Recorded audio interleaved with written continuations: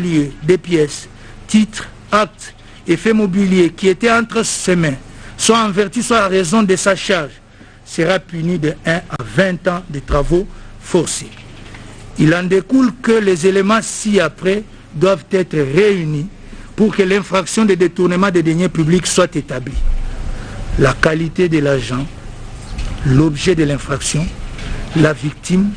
l'acte incriminé et l'intention criminelle. Relativement à la qualité de l'agent,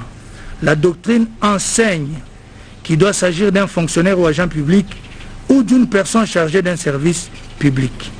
Mineur, commentaire du Code pénal, page 320. Bien plus,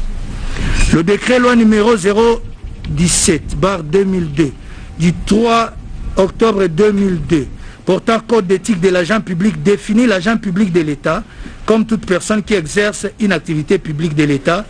et ou rémunérée par ce dernier. Aussi, résulte-t-il de l'examen de celui-ci que le personnel politique et administratif de la présidence de la République est considéré comme un agent public. En outre, la doctrine précise que par personne chargée d'un service public, il faut entendre celles qui sont dépositaires ou comptables, qui sans être fonctionnaires ou officiers publics sont institués pour un intérêt d'ordre public et qui reçoivent des deniers ou effets en vertu de leur charge. Mineurs, obsites. Aussi a-t-il été jugé que la qualité de fonctionnaire ou de personne chargée d'un service public est un élément essentiel pour justifier l'application de l'article 145 du Code pénal. Cour suprême de justice, RP 271 du 27 juin 1979, in Odon Sumbu, Obsit, page 80. Dans le cas sous examen, le tribunal note que le prévenu Sami Jamal, gérant de la société Samibo Sahel, a reçu du trésor public, au nom de cette dernière, des fonds pour ériger en faveur de coûts sociaux démunis 1500 maisons préfabriquées, et ce, dans le cadre du programme d'urgence de 100 jours du chef de l'État. En outre, il fait observer qu'au terme de l'ordonnance du 25 janvier 2019, le prévenu Kamere Lokaningini Vital a été nommé directeur de cabinet du président de la République. Il en résulte que les deux prévenus prénommés sont respectivement investis de la qualité de personnes chargées d'un service public et d'agents publics. Par ailleurs, pour que l'infraction de détournement des deniers publics soit établie, il faut qu'il s'agisse de certains biens, c'est-à-dire d'une nature donnée, et que les dits biens aient été confiés à la personne qui les a détournés. Ainsi,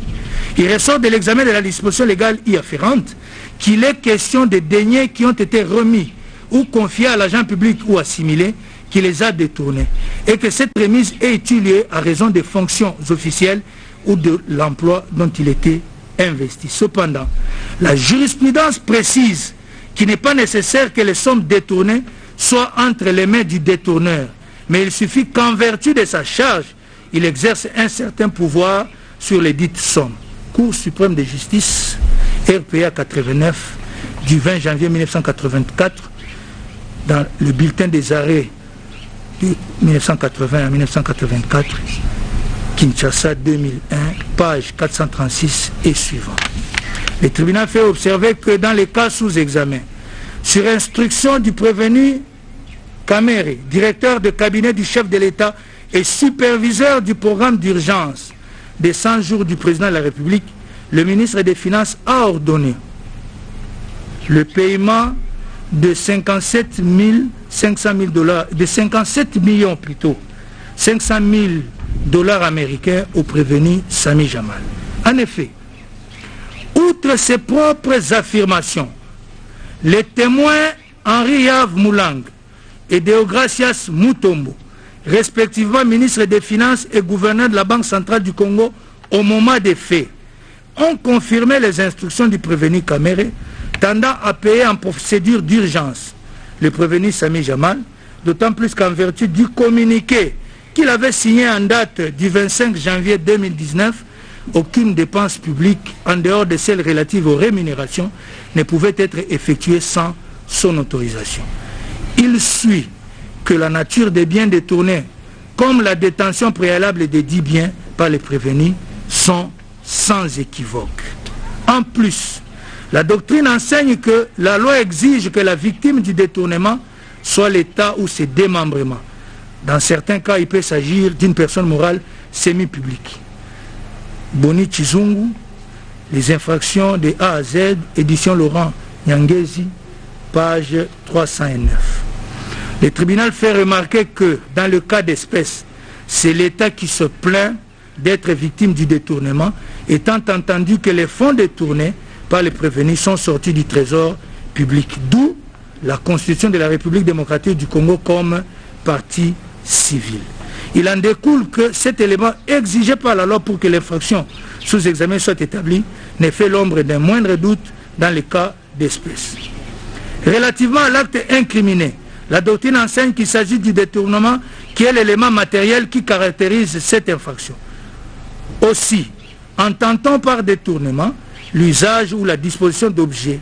ou de deniers qui sont dans les mains ou au pouvoir de l'auteur à une fin qui ne leur était pas destinée. Il y a détournement dès que l'objet a été distrait de sa destination et est sorti de la droite voie. Boni Chizungu, Opsite, page 310 à 311. Ainsi, dans le cas d'espèce, le tribunal fait remarquer qu'il ressort tant de pièces du dossier que des dépositions des témoins Henri Yavoulang et de Grace Mutombo, précédemment identifiés, que le Trésor public a décaissé du 18 mars au 21 mai 2019 la somme de 57 500 000 $ américains en faveur de la société Samibo Israël pour la fourniture de 1500 maisons préfabriquées. Seule la somme de 8 668 852 000 $ américains qui a été effectivement transférée du compte de la susdite société logée à la Robank aux fournisseurs des maisons préfabriquées se trouvant en Turquie. Le reste, soit 48 831 148 $ américains, ayant pris une destination autre que celle à laquelle il devait avoir. En effet, les pièces du dossier qui du reste corroborent les dépositions faites par le prévenu Sami Jamal, tant lors de l'instruction préjuridictionnelle qu'au cours des débats aux audiences d'instruction, révèlent que les retraits des fonds ont été opérés sur les susdits comptes dès le lendemain du premier approvisionnement par la Banque centrale du Congo, lesquels ont atteint 35 millions de $ américains, alors même que le prévenu, sans en donner une justification solide, cohérente et incontestable, s'est limité à affirmer qu'une partie de cet argent a été expédiée par des canaux informels en Turquie pour la commande faite aux fournisseurs. Il suit qu'aucun doute ne persiste sur l'élément matériel sous examen qu'est le détournement. Enfin, la loi retient l'intention criminelle pour que celui-ci soit puni. À ce propos, la doctrine dit que cette infraction exige l'intention frauduleuse ou méchante qui est réalisée lorsque l'auteur agit pour procurer un bénéfice illicite, soit à lui-même, soit à autrui. Mineur, Opsite, page 322. Aussi, a-t-il été jugé que l'infraction de détournement réclame comme condition la détention précaire des biens mobiliers en vertu d'un titre conférant à celle-ci et exige ensuite par l'acte infractionnel la translation frauduleuse par détournement ou dissipation de cette possession précaire en possession définitive au profit de l'auteur ou d'un tiers. Cour suprême de justice RPA 22 du 1er février 1973 in Odonsumbu Opsite. Il a également été jugé que la preuve de l'intention frauduleuse de l'infraction de détournement est établie soit sur base de présomptions graves, précises et concordantes, soit sur base de présomptions déduites des contradictions dans les explications du prévenu, tant à l'instruction préparatoire qu'aux audiences, soit aussi sur base de présomptions résultant de la non-justification concluante des sommes détenues à titre précaire. Cour suprême de justice RPA 26 du 4 mai 1974, Inodonsumbu Opsite, page 76. Dans le cas sous examen, le tribunal note que le prévenu Sami Jamal n'est pas en mesure de justifier la destination prise par la somme de 48 831 148 dollars américains sur les 57 500 000 dollars reçus, alors qu'il reconnaît que plusieurs retraits allant jusqu'à 35 millions de dollars ont été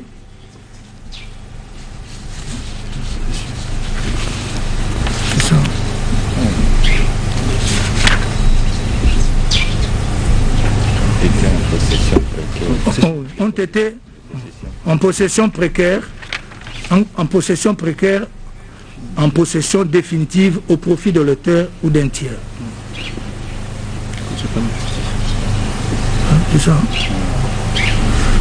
Il a également été jugé. Ah non, ça c'est déjà pris, non? Non, le cas sous examen.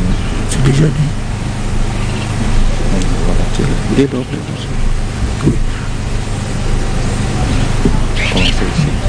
Oui, alors qu'il reconnaît, que plusieurs retraits allant jusqu'à 35 millions de dollars ont été effectués soit par ses enfants, soit par son beau-fils, soit encore par d'autres personnes qui tous n'ont rien à voir avec la commande de 1500 maisons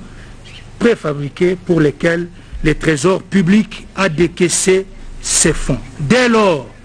l'intention criminelle dans son chef ne fait l'ombre d'aucun doute. Mais il ne pouvait arriver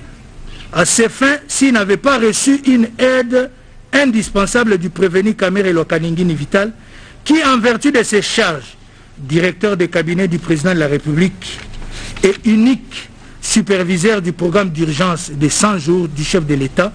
est seul, en vertu du communiqué officiel du 25 janvier 2019, habilité à autoriser les dépenses publiques autres que celles relatives aux rémunérations, a littéralement et délibérément violé les prescrits légaux sur les marchés publics. En effet,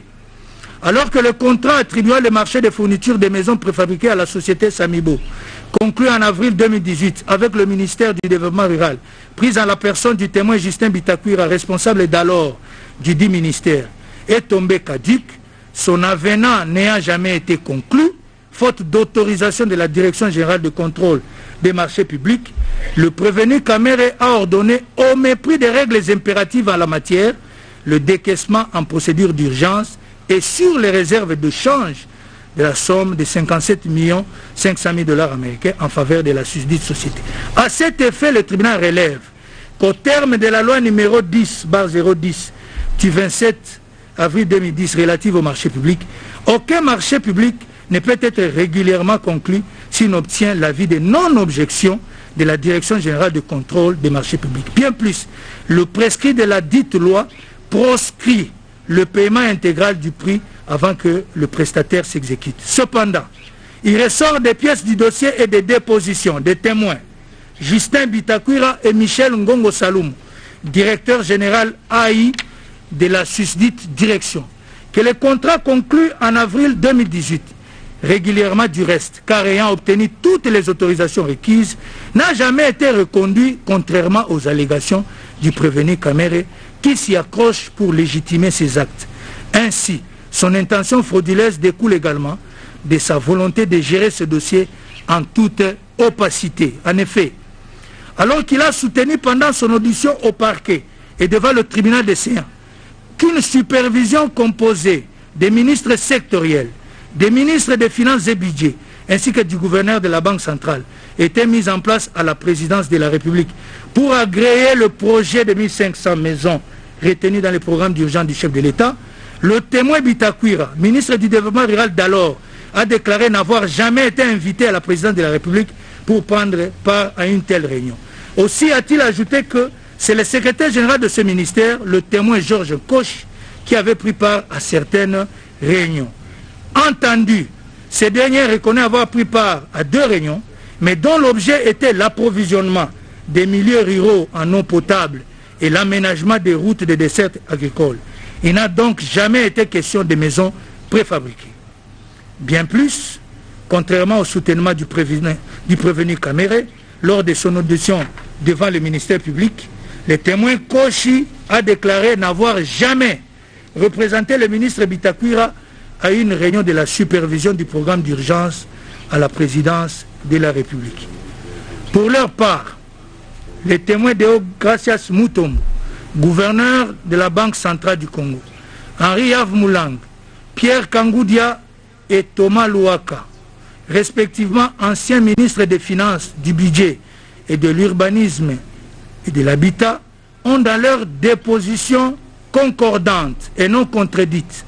soutenu n'avoir jamais été informés qu'ils étaient membres d'une structure dénommée Supervision et déclaré n'avoir jamais pris part à une réunion y afférente au cours de laquelle ils auraient parlé du marché d'érection de 1500 maisons préfabriquées attribuées à Samibo. En outre, des dépositions des témoins Nicolas Kazadi, Justin Kamere, Marcelin Bilomba, Badaga Afi et Bani Wessize Jacques, ainsi que Peter Kazadi, tous membres de la coordination chargée du suivi du programme d'urgence susvanté, il ressort qu'aucune réunion portant sur le marché d'érection de maisons préfabriquées n'a été tenue. Mais seul Justin Kamere, jeune frère du prévenu,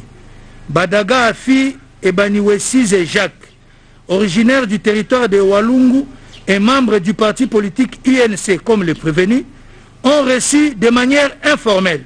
c'est-à-dire sans qu'aucune réunion de la coordination soit régulièrement convoquée, les délégués de Samibo, prétendument pour s'enquérir de la capacité de cette entreprise à honorer ses engagements. Par ailleurs, il n'est pas inutile de souligner que le témoin Henri Yves Moulang a au cours de sa déposition soutenu, sans être contredit, que le prévenu Kamere, au-delà de sa correspondance lui enjoignant de payer en procédure d'urgence, lui a fait comprendre par un appel téléphonique qu'il devait tout faire, même en recourant aux réserves d'échange, pour payer le prestataire. De ce qui précède, l'existence de l'intention criminelle dans les chefs du prévenu Kamere est également sans équivoque. Bien plus, le tribunal note que les deux prévenus ont directement coopéré pour perpétrer ces détournements. En effet, l'article 21 du Code pénal livre 1er dispose que sont considérés comme auteurs d'une infraction notamment ceux qui l'auront exécuté ou qui auront coopéré directement à son exécution, ainsi que ceux qui par un fait quelconque auront prêté pour l'exécution une aide telle que, sans leur assistance, l'infraction n'y pu être commise. Ainsi, il est des jurisprudences que constitue une aide nécessaire, prévue à l'article 21 du Code pénal livre 1er, et sans laquelle l'infraction de détournement des deniers publics n'eût pu être commise de la manière qu'il l'a été, la passation des marchés imaginaires en vertu duquel les fonds ont été utilisés en paiement. Cour suprême de justice RP 20/CR du 15 août 1979, in Odon Sumbu, Obsit, page 36. Il a en outre été jugé que participe à l'infraction de détournement des deniers publics le prévenu qui, sur base de machinations et artifices, crée l'espoir d'une abondance matérielle et provoque la sortie des fonds d'argent dont il tire profit tel qu'il ressort des présomptions de culpabilité. Cette participation ne requiert pas nécessairement une volonté convergente. La seule conscience de provoquer l'infraction suffit. Cour suprême de justice RPA 94 du 31 août 1984, in Odon Sumbu plutôt, Obsit. Dès lors, au regard des éléments de la cause tels qu'exposés supra, la participation du prévenu Kamere en tant que co-auteur à la commission de l'infraction du détournement des deniers publics ne fait l'ombre d'un moindre doute. De tout ce qui précède, le tribunal dira, établit en fait comme en droit l'infraction de détournement des deniers publics portant sur le montant de 48 831 148 $ américains mis à charge des prévenus Sami Jamal et Kamere Lonkaningini Vital. En conséquence, les condamnera chacun à 20 ans de travaux forcés. En outre, il prononcera les peines accessoires ci-après, à charge de Sami Jamal, la privation du droit à la condamnation ou à la libération conditionnelle et à la réhabilitation et l'expulsion définitive du territoire national après l'exécution de la peine. À charge de Kamere Lonkaningini Vital, l'interdiction pour 10 ans après l'exécution de la peine du droit de vote et du droit d'éligibilité, l'interdiction d'accès aux fonctions publiques et para-étatiques, quel qu'en soit l'échelon, et la privation du droit à la condamnation ou à la libération conditionnelle et à la réhabilitation. B. du détournement des deniers publics portant sur la somme de 2 137 500 000 $ américains à charge des prévenus Sami Jamal et Kamere Lokaningini Vital. Le tribunal relève, au regard des pièces du dossier de l'instruction, que sans qu'un contrat soit régulièrement conclu entre la partie civile et la société Ousmal SRL, dont toujours le prévenu Sami Jamal est le gérant, le prévenu Kamere répondant à une commande adressée par ce dernier à la présidence de la République et sans que le ministre sectoriel soit impliqué, instruit le ministre des Finances de payer en procédure d'urgence 30% de la facture de 57 millions de $ américains sous prétexte d'obtenir la livraison de 3000 maisons destinées aux militaires et policiers. Cependant, au vu des difficultés de la trésorerie, le ministre des Finances ne put que donner injonction à la Banque centrale de décaisser la somme de 2 137 500 000 $ américains en faveur de la société Ousmal. Le tribunal note qu'il n'existe aucune preuve que ces fonds ont été utilisés pour passer la commande sus-indiquée. En plus, depuis lors, le prévenu Sami Jamal n'a livré les maisons promises, se limitant à affirmer sans administrer ni promettre d'administrer la moindre preuve irrélative que 31 conteneurs se trouvent à Matadi. Entendu au cours de l'audience publique du 4 juin 2020, les témoins Chiwewe Christian, général-major et commandant de la garde républicaine, a soutenu sans être contredit qu'au camp Tchachi se trouve érigé 211 maisons, faisant partie du lot de 300 maisons qui devraient être livrées dans le cadre du marché Samibo, et que la demande exprimée par les militaires d'avoir 700 autres maisons dans le cadre du marché Ousmal n'a jamais été satisfait. Par ailleurs, le témoin Michel Ngongo Saloumou, qui reconnaît avoir autorisé la passation de ce marché de gré à gré, mais soutient n'avoir jamais, comme l'indique sa correspondance versée au dossier, donné un avis de non-objection, pouvant ainsi rendre le dit marché régulier. Ainsi donc, comme dans le cas du marché Samibo, le prévenu Kamere est resté insensible au respect des règles impératives de passation des marchés publics et a autorisé le paiement en urgence de la facture de Ousmal. Au vu des dispositions légales et jurisprudentielles sus-évoquées, tous les éléments constitutifs de l'infraction de détournement des deniers publics sont établis en fait et en droit à charge des prévenus Sami Jamal et Kamere Lokaningini Vital. En conséquence, le tribunal les condamnera chacun à 10 ans de travaux forcés ainsi qu'aux peines accessoires ci-après. À charge de Sami Jamal, la privation du droit à la condamnation ou à la libération conditionnelle et à la réhabilitation ainsi que l'expulsion définitive du territoire national après l'exécution de la peine. À charge de Kamere Lokaningini Vital, l'interdiction pour 5 ans après l'exécution de la peine du droit de vote et du droit d'éligibilité, l'interdiction d'accès aux fonctions publiques et para-étatiques, quel qu'en soit l'échelon, et la privation du droit à la condamnation ou à la libération conditionnelle et à la réhabilitation. C. Du détournement des deniers publics portant sur la somme de 1 154 800 000 $ américains à charge des prévenus Kamere Lokaningini Vital et Imoui Mando Lejano. De l'examen des pièces du dossier et de l'instruction de la cause, il ressort que sur instruction du prévenu Kamere, le témoin Ngunda Muzumbu José, comptable public à la présidence de la République, a remis en date du 21 août 2019 la somme de 1 154 800 $ américains au prévenu Moui Mando Lejano, chef de division chargé de l'import-export à la présidence de la République, ce pour procéder au dédouanement des conteneurs contenant des maisons préfabriquées. Cependant, le tribunal note que d'une part, le contrat de fourniture des susdites maisons n'ayant jamais été régulièrement conclu, l'avenant au contrat d'avril 2018 n'ayant jamais reçu l'avis de non-objection, comme l'a indiqué le témoin Michel Ngongo Saloumou, directeur général AI de la Direction générale de contrôle des marchés publics, et d'autre part, en lisant les susdits contrats en vertu duquel le prévenu Kamere prétend avoir donné de ces injonctions, il est stipulé à son article 6 que les frais afférents à la parfaite exécution du marché sont à charge du prestataire. Bien plus, il fait observer qu'une exonération douanière en vertu d'une décision du ministre des Finances prise à la requête du même prévenu a été accordée à Samibo. Ainsi, il résulte de ce qui précède que c'est sans soubassement juridique légale ou contractuelle, que ce dernier a ordonné le décaissement de ces fonds du trésor public. En plus, le tribunal relève que le prévenu Moui Mandole Janon a reconnu avoir effectué des dépenses n'ayant aucun lien avec le dédouanement. En effet, il affirme avoir payé son titre de voyage et fait face aux frais relatifs à sa restauration et son logement avec l'argent prétendument destiné au dédouanement des conteneurs, alors que paradoxalement, il était détenteur d'un ordre de mission signé par le prévenu Caméré. Le tribunal relève que le prévenu Moïma donne, sans le prouver, des détails sur les dépenses par lui effectuées. De tout ce qui précède, qui vient d'être dit, et au regard des éléments du droit, des éléments de droit plutôt précédemment développés, le tribunal de séance constate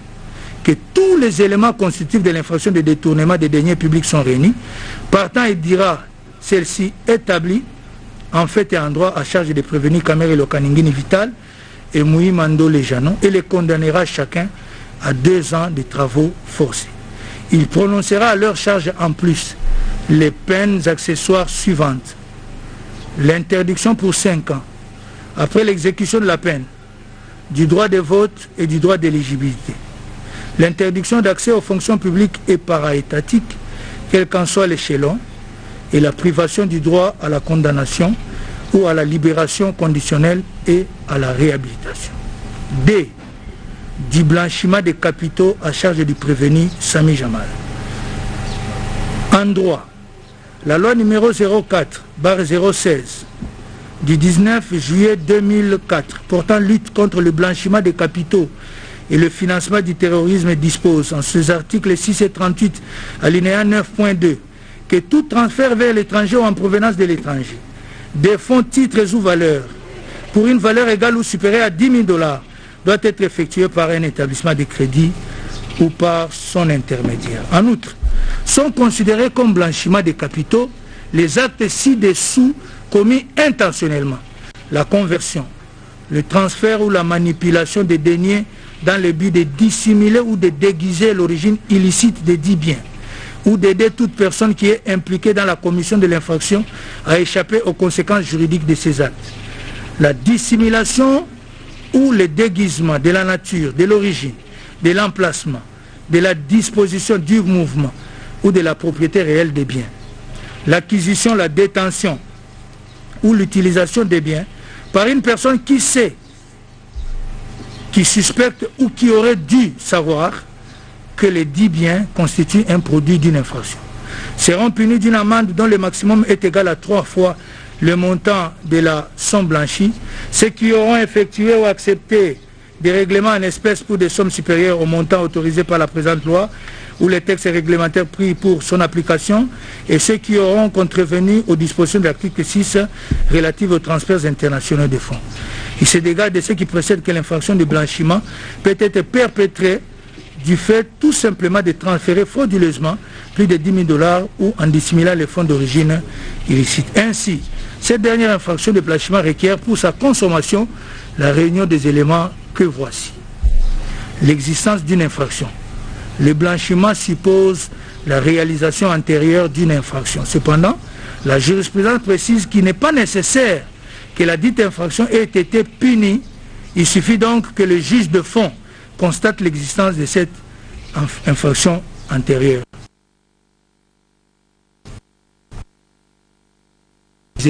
Les procédés de pour donner une justification mensongère à l'origine des biens, fonds ou revenus. C'est donc le moyen auquel l'auteur recourt pour dissimuler ou déguiser l'origine illicite des dits biens, fonds ou revenus. Élément moral, c'est l'intention coupable qui nécessite que l'auteur ait pu se convaincre de l'origine illicite des biens, fonds ou revenus dissimulés. Dans le cas d'espèce, le prévenu Sami Jamal, qui reconnaît avoir reçu du trésor public à travers son compte logé à la Robank la somme de 57 500 000 $ américains, affirme avoir transféré au Liban plus ou moins 10 millions de dollars qui s'y trouvaient, ce sans avoir recours aux circuits bancaires officiels et légaux. Il en découle que par le simple fait d'avoir transféré à l'étranger plus de 10 000 $ sans observer la réglementation prescrite à cet effet par la Banque centrale, le tribunal retiendra le prévenu Sami Jamal sous les liens de la première prévention du blanchiment des capitaux. En conséquence, il le condamnera à une amende égale à 2 fois la somme blanchie, soit 20 millions de dollars américains. Par ailleurs, le tribunal fait observer que les fonds que le prévenu Sami Jamal a transférés par des voies non officielles au Liban ont été prélevés sur ceux détournés qui pourtant étaient destinés à payer les fournisseurs des maisons préfabriquées, attendus dans le cadre du programme d'urgence de 100 jours du chef de l'État. Il note en outre qu'en procédant comme il l'a fait, le prévenu connaissait bien l'origine illicite des 10 fonds qu'il voulait dissimuler. Il en découle que les éléments matériels et moraux de la seconde incrimination du blanchiment des capitaux sont réunis dans son chef. Partant, il la dira établi en fait et en droit et le condamnera à une servitude pénale principale de 10 ans et une amende égale à 2 fois la somme blanchie, soit 20 millions de dollars américains. De la corruption à charge du prévenu Sami Jamal. En droit, l'article 147 bis du Code pénal livre 2, tel que modifié et complété par l'article 2 de la loi numéro 05/006 du 29 mars 2005, dispose que sont constitutifs de corruption le fait pour un agent public ou toute personne de solliciter ou d'accepter directement ou indirectement des sommes d'argent, tout bien à une valeur pécuniaire ou tout autre avantage, tel qu'un don, une faveur, une promesse ou un gain pour lui-même ou pour autrui, personne physique ou morale, en contrepartie de l'accomplissement ou de l'omission d'un acte dans l'exercice de ses fonctions. Le fait d'offrir ou d'octroyer, directement ou indirectement, à un agent public ou à une toute personne, des sommes d'argent, tout bien ayant une valeur pécuniaire ou tout autre avantage, tel qu'un don, une faveur, une promesse, ou un gain, personne physique ou morale, en vue de l'accomplissement ou de l'omission d'un acte dans l'exercice de ses fonctions. Le fait d'offrir, de donner ou de promettre, directement ou indirectement, un avantage indu à une personne qui dirige un organisme du secteur privé ou est employé par ce dernier en quelque qualité que ce soit, ou le fait pour cette personne de solliciter ou d'accepter cet avantage indu, directement ou indirectement, à titre personnel ou pour autrui, pour qu'elle agisse en contravention de ses devoirs ou qu'elle s'abstienne d'agir. Le fait pour un agent public ou toute personne de solliciter ou d'accepter directement ou indirectement un avantage indu pour lui-même ou pour autrui afin d'abuser de son influence réelle ou supposée en vue de faire obtenir d'une administration, d'une autorité publique un avantage indu. L'usage, la dissimulation ou l'aliénation frauduleuse du produit ou des biens tirés de l'un des actes visés au présent article. Le fait d'utiliser la fraude pour échapper ou faire échapper autrui aux obligations fiscales, douanières et administratives. Enfin, l'enrichissement illicite. Il suit que toute personne, agent public ou pas, peut être coupable de corruption active lorsqu'elle corrompt, passive quand elle est corrompue. Il convient en outre de relever que l'article 149 du Code pénal tel que modifié à ce jour a ajouté les circonstances aggravantes à l'incrimination de corruption lorsque les actes de corruption ont été perpétrés en vue de gagner les marchés publics en violation de la procédure d'appel d'offres et des seuils fixés par la législation en matière de passation de marché de gré à gré. Aussi a-t-il été jugé que l'infraction de corruption est établie dans le chef du fonctionnaire dès qu'il est établi que celui-ci, à la suite d'une entente préalable avec son corrupteur, a agréé des dons et promesses, reçu des dons ou des présents, soit pour accomplir dans le cadre de son emploi un acte injuste ou pour s'abstenir de faire un acte qui entre dans le cadre de ses devoirs, soit pour commettre une infraction dans l'exercice de sa charge. Cour suprême de justice, RPA 22, du 1er février 1973, Odon Sumbu, Obsid, page 66. Dans le cas d'espèce, le tribunal relève que le prévenu Sami Jamal, dont le contrat de fourniture de 900 maisons préfabriquées conclu régulièrement en avril 2018 au prix de 26 500 000 dollars américains avec le ministre du Développement rural, n'avait pas prospéré, comme l'a soutenu le témoin Pierre Kangoudia Mbaye, ministre du budget de l'époque. Pris contact avec le témoin Daniel Shangalume Kingi alias Massaro, cousin du prévenu Kamere. Aussi fait-il remarquer qu'il fit en date du 23 janvier 2019, soit 2 jours avant que ce dernier soit nommé directeur de cabinet du président de la République, cession d'une partie de sa parcelle située sur la baie d'Engaliema et mesurant 50 sur 100 mètres à mademoiselle Soraya Mpiana, belle-fille du prévenu Kamere. Le tribunal relève que dans sa déposition, faite au cours de l'audience publique du 4 juin 2020, cette dernière a déclaré ignorer totalement cette cession. Cependant, le témoin Daniel Shangalume Kingi alias Massaro a, après avoir confirmé cette assertion, reconnu avoir délibérément donné le nom de Soraya Mpiana à son donateur, le prévenu Sami Jamal, qui a soutenu avoir fait cette offre à ce dernier pour le récompenser pour des marchés qui lui a fait gagner. En outre, alors qu'à l'audience publique du 11 mai 2020, ce dernier a déclaré n'avoir jamais rencontré le prévenu Kamere, le tribunal fait observer qu'au cours de l'audience du 4 juin 2020, il a confirmé les allégations du témoin Pierre Kangou Diambaï, selon lesquelles il l'avait trouvé un jour dans l'antichambre du bureau du prévenu Kamere, prêt à être reçu par ces derniers.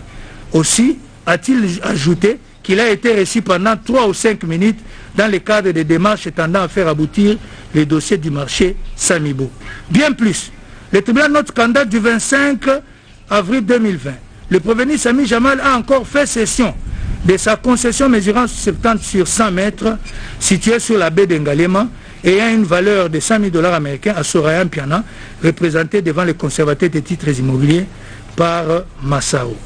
Aussi relève-t-il que ce dernier a déclaré que mademoiselle Soraya ignorait toutes ces opérations. Cependant, le témoin Kilangalanga, conservateur des titres immobiliers d'Engaliema au moment des faits, a lors de sa déposition au cours de l'audience publique du 4 juin 2020, soutenu avoir opéré la mutation en présence des partis, Massaro ayant représenté sans être contredit par Sami Jamal, et a donc représenté Soraya Mpiana. Il a en outre dit avoir remis les titres de Jamal au témoin Molendo Sakombi, ministre des Affaires foncières et membre de l'UNC, le parti politique dont le prévenu Kamere est le président. Et c'est lui, établi au nom de Soraya Mpiana, à Daniel Kanyemesha, chef de division du cadastre et proche du prévenu Kamere. En plus, pour battre en brèche les dénégations de ce dernier, le témoin Kilangalanga a soutenu avoir annulé les certificats établis au nom de Soraya à la suite de la session du 23 janvier 2019, non pas à cause de l'opposition de ce dernier qu'il a mis au défi d'en produire la preuve, mais sur injonction du parquet saisi par Jamal pour corriger une erreur de l'emplacement du lieu cédé. Le tribunal relève que ce dernier n'a pas contesté cette affirmation. De ce qui vient d'être dit, il ressort que le prévenu Sami Jamal a fait toutes ses offres, non pas à Soraya Mpiana, mais certainement au prévenu Kamere, pour obtenir son implication dans l'attribution en sa faveur des marchés des maisons préfabriquées dont la procédure a du reste été décriée supra. Ainsi, le tribunal dira, établit en fait comme en droit, les 2 préventions de corruption mises à charge du prévenu Sami Jamal et le condamnera à une servitude pénale principale de 15 ans et à une amende de 1 million de francs congolais constants ou une servitude pénale subsidiaire de 6 mois. De la corruption à charge du prévenu Kamere Lokaningini, sans qu'il soit nécessaire de reprendre les développements juridiques exposés si haut, le tribunal fait observer qu'il résulte des pièces du dossier et de l'instruction de la cause que le témoin Kilangalanga a déclaré avoir reçu de Daniel Shangalume Kingi alias Massaro,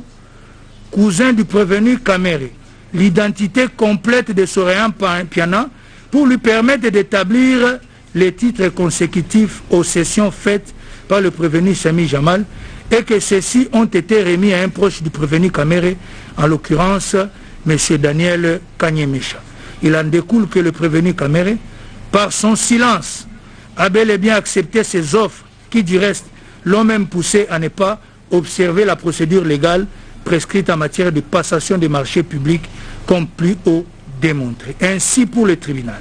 l'infraction de corruption aggravée est également établie en fait et en droit à sa charge. Par conséquent, il le condamnera à 15 ans de servitude pénale principale et à une amende de 1 million de francs congolais constants ou 6 mois de servitude pénale subsidiaire. Par ailleurs, l'article 20 du Code pénal livre 1er dispose que lorsque le même fait constitue plusieurs infractions, la peine la plus forte sera seule prononcée. Lorsqu'il y a concours de plusieurs faits constituant chacun une ou plusieurs infractions, le juge prononcera une peine pour chaque fait et il cumulera les peines prononcées sous réserve de l'application des dispositions suivantes, notamment la peine de mort et la servitude pénale à perpétuité absorbe toute peine privative de liberté et la somme des peines de servitude pénale à temps ne pourront dépasser 20 ans. Ainsi, il est des jurisprudences qui sont en concours matériel les infractions qui ne sont pas liées par l'unité d'intention. Cour suprême de justice RP 23/CR du 26 janvier 1981, in Odon Sumbu, Opsite, page 23. Aussi relève le tribunal, ne sont en concours idéal que les infractions de blanchiment de capitaux commises par le prévenu Sami Jamal, car liées par l'unité d'intention criminelle, tandis que toutes les autres infractions sont en concours matériel. Il en découle que pour celles qui sont en concours idéal, le tribunal fera application du principe de la plus haute expression pénale, alors que pour les autres, il cumulera les peines sans préjudice des restrictions légales sus évoquées. Par ailleurs, le tribunal note que du prescrit de l'article 14 du Code pénal livre 1er, il ressort que la confiscation spéciale s'applique aux choses qui ont été produites par l'infraction. À ce propos, la doctrine enseigne que les choses produites par l'infraction peuvent toujours être confisquées, quels que soient les propriétaires, et elle précise que d'une part, le prononcé de la confiscation est une obligation pour le juge qui ne peut se dispenser de l'infliger parce qu'il existerait des circonstances atténuantes, et d'autre part, la confiscation n'est pas subordonnée à l'existence de la saisie préalable. Les juges devant tout simplement vérifier si les conditions qui la prescrivent sont réunies. Mineur, Opsite, page 32 et 53. Dans le cas sous examen, le tribunal relève que les prévenus et leurs proches se sont illicitement enrichis en acquérant, concomitamment avec la commission des infractions, certains biens qui, indubitablement, au vu des professions et revenus normaux de leurs propriétaires, que ceux-ci peuvent leur procurer, sont les produits des dites infractions. Dès lors, comme l'a requis l'organe de la loi, il prononcera leur confiscation. En outre,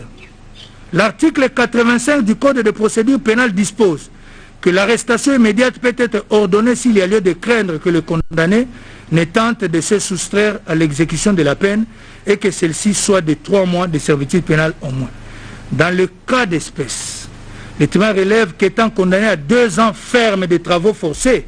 le prévenu Moui Mando Lejano risque de se soustraire par la fuite à l'exécution de cette peine. Ainsi, il ordonnera son arrestation immédiate. De tout ce qui précède,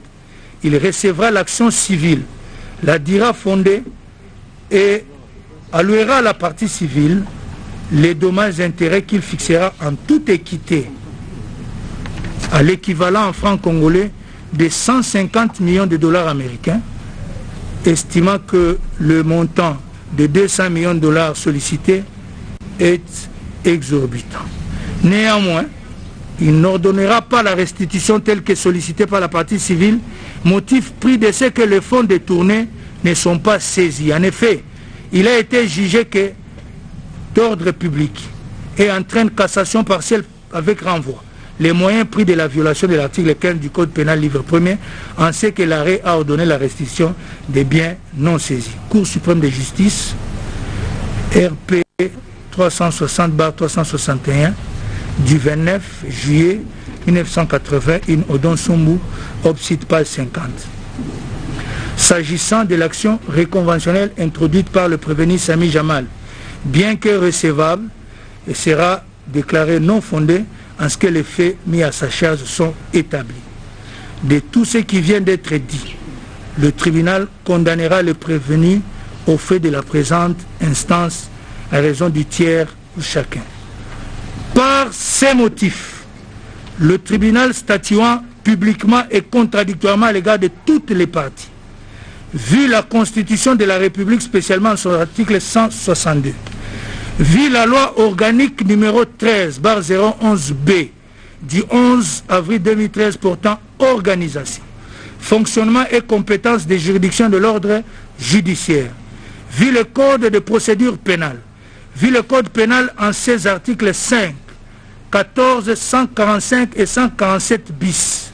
vu la loi numéro 04/016 du 19 juillet 2004 portant lutte contre le blanchiment des capitaux et le financement du terrorisme en ses articles 1.1, 6, 37 et 38 alinéa 9.2, vu la loi numéro 10/010 du 27 avril 2010 relative au marché public, vu le décret loi numéro 017/2002 du 3 octobre 2002 portant code d'éthique de l'argent public, vu le décret numéro 10/22 du 2 juin 2010 portant manuel des procédures de la loi relative au marché public, vu l'arrêté d'organisation judiciaire numéro /79 du 20 août 1979 portant règlement intérieur des cours, tribunaux et parquets en son article 150, le ministère public entendu reçoit les déclinatoires de compétences soulevées par le prévenu Sami Jamal, mais le dit non fondé. En conséquence, le rejette et se déclare compétent. Reçoit mais dit non fondé la fin de non-recevoir tirée de l'obscurité du libellé soulevé par le même prévenu. En conséquence, la rejette. Dit irrécevable l'exception d'inconstitutionnalité soulevée par les prévenus Sami Jamal et Kamere Lokaningini Vital. En conséquence, dit qu'il n'y a pas lieu à surséance. Dit établi en fait et en droit l'infraction de détournement des deniers publics portant sur le montant de 48 831 148 000 dollars américains à charge des prévenus Sami Jamal et Kamere Lokaningini Vital. En conséquence, les condamne chacun à 20 ans de travaux forcés et prononce en outre l'interdiction pour 10 ans après l'exécution de la peine du droit de vote et du droit d'éligibilité en ce qui concerne les prévenus Kamere Lokaningini Vital, l'interdiction d'accès aux fonctions publiques et para-étatiques, quel qu'en soit l'échelon à charge du même prévenu, la privation du droit à la condamnation ou à la libération conditionnelle et à la réhabilitation à charge de tous les deux prévenus, l'expulsion définitive du territoire de la République après l'exécution de la peine à charge du prévenu Sami Jamal.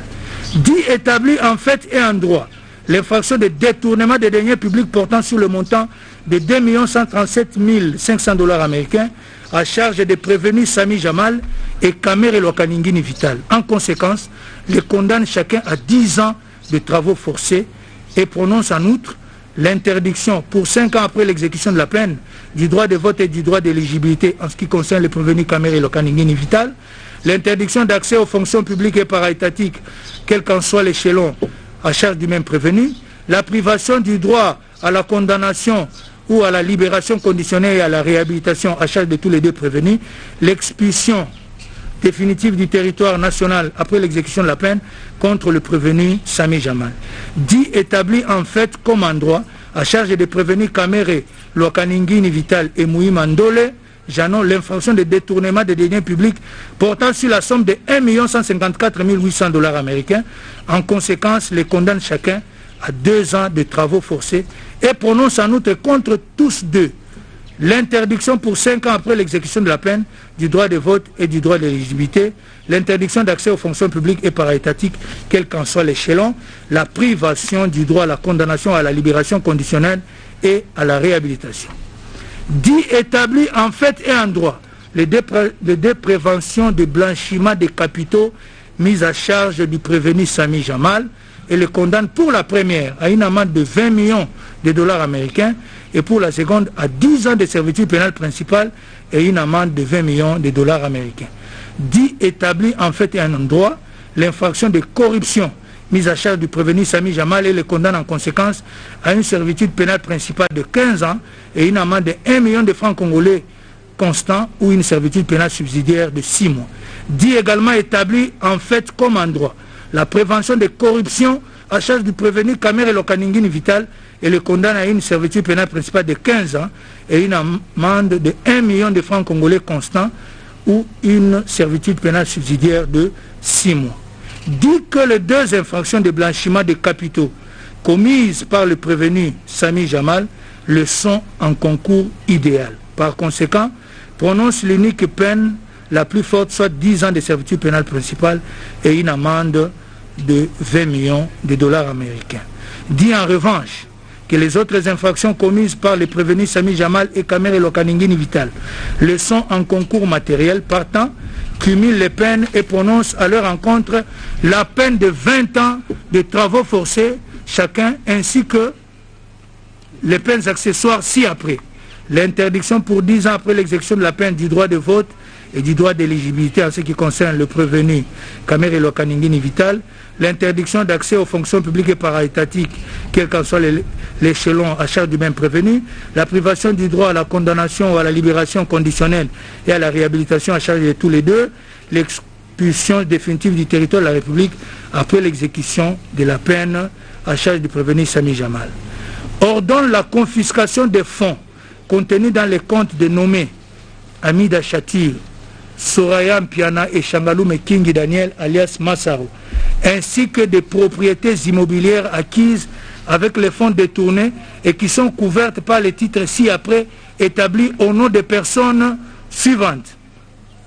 Le contrat de location numéro 13-48/2019 AD 44 988 commis d'Engaliema au nom de Shangalume Daniel. Le certificat d'enregistrement AKN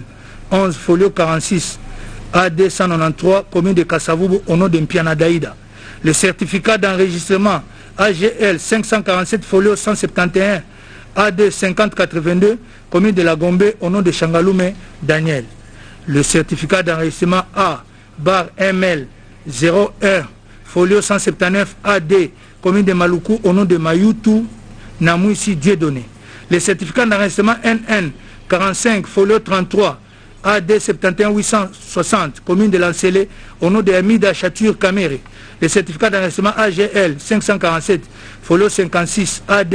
5807 commune de Lingwala au nom de Shangalume Kingi Daniel,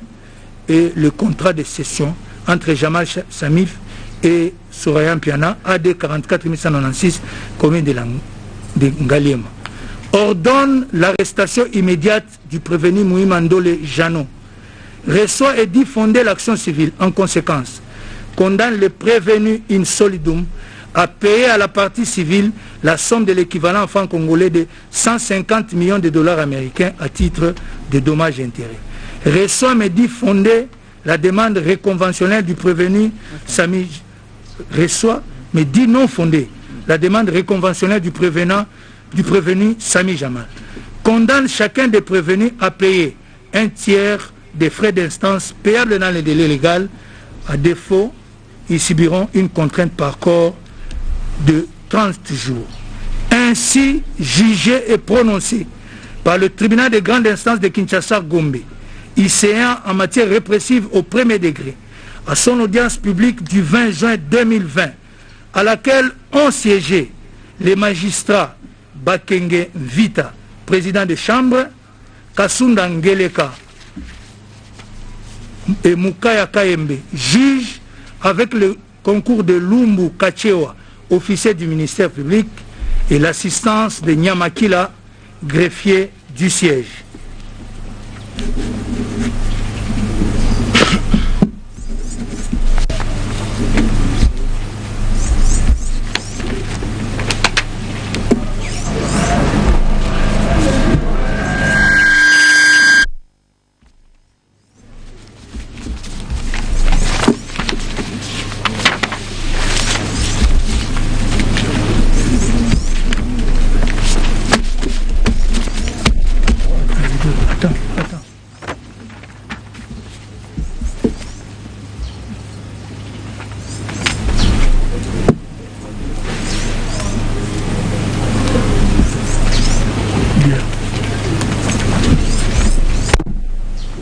L'extrait des rôles étant épuisé, l'audience de séjour est levée.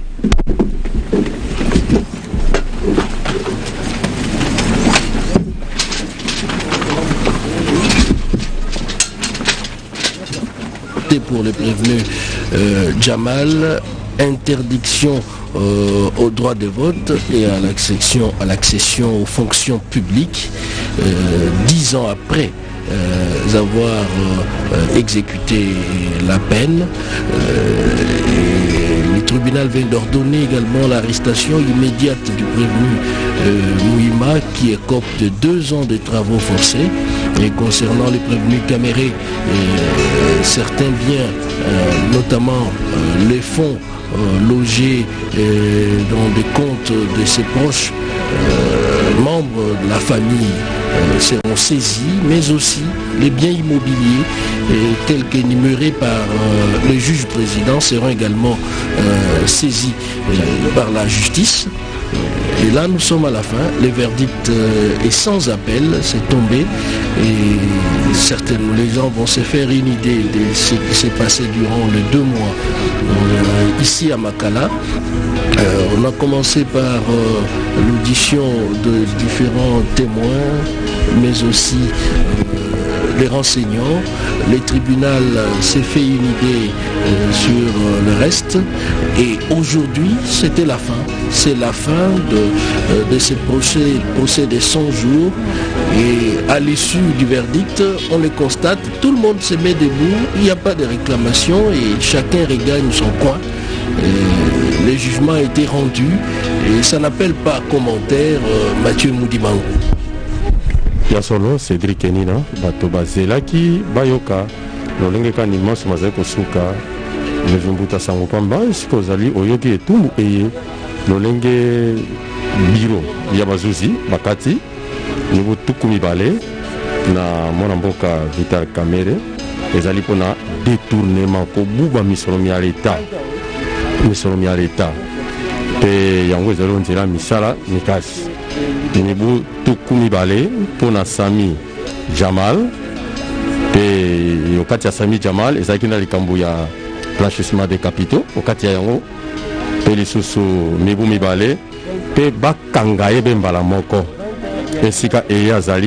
ezali bongo Jano Mouima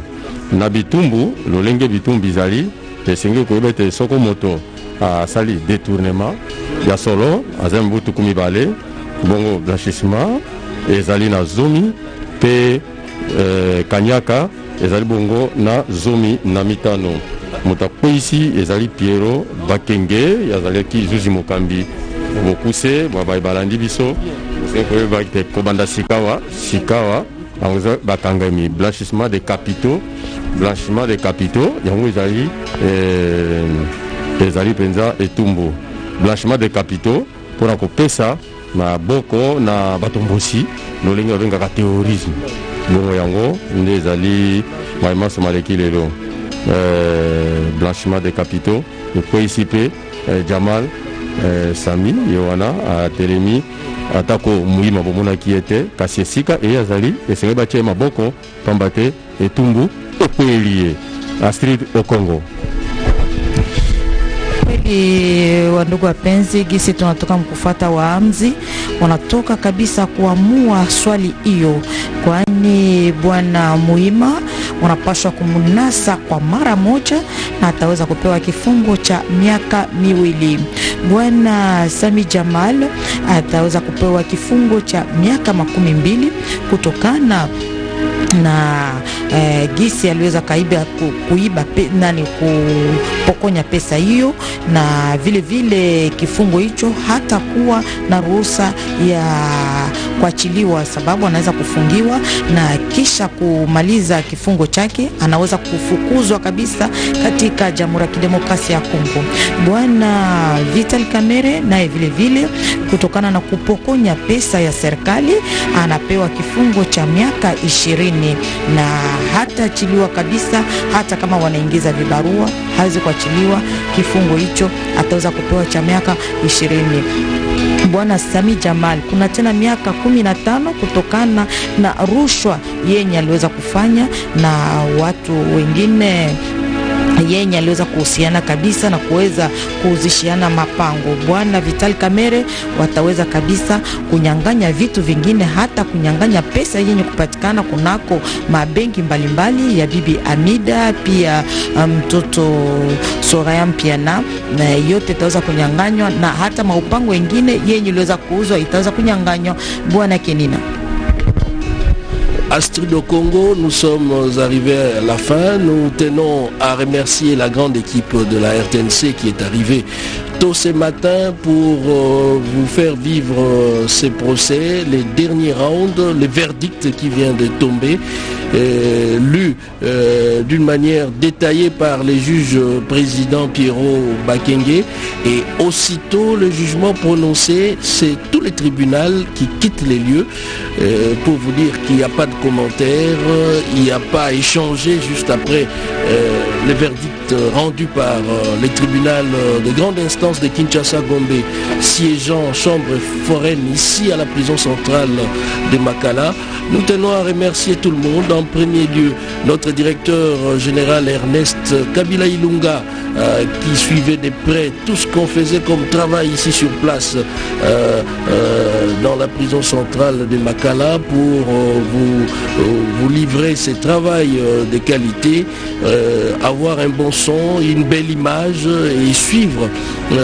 les faits et gestes de différents intervenants. J.R. Diakiadi et Maxime Androquois qui étaient à la réalisation, Clary Vuidi, Jires Kelani, Vergat Wanani, Patrick Mbamou, Elvis Kilomba, Lambert Mbaki, et sous la supervision de Ibrahim Tsakala et Jansi Mayele qui étaient avec nous. Nous tenons à vous remercier, Astrid au Congo, Mathieu Moudibangou et votre humble serviteur Cédric Kenina qui était au microphone. Nous vous remercions d'avoir été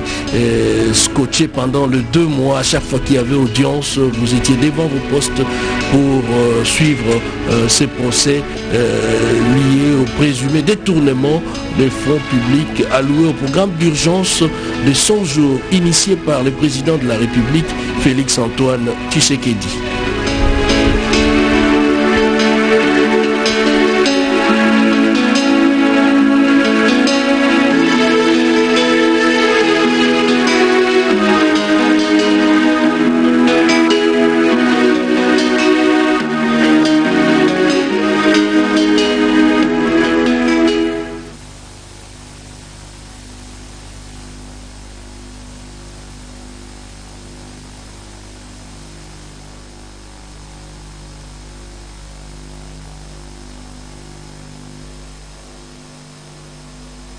On doit mettre sur pied un état de droit. Au nom du Père. Et dans un état de droit, il y a une justice indépendante. Du Fils.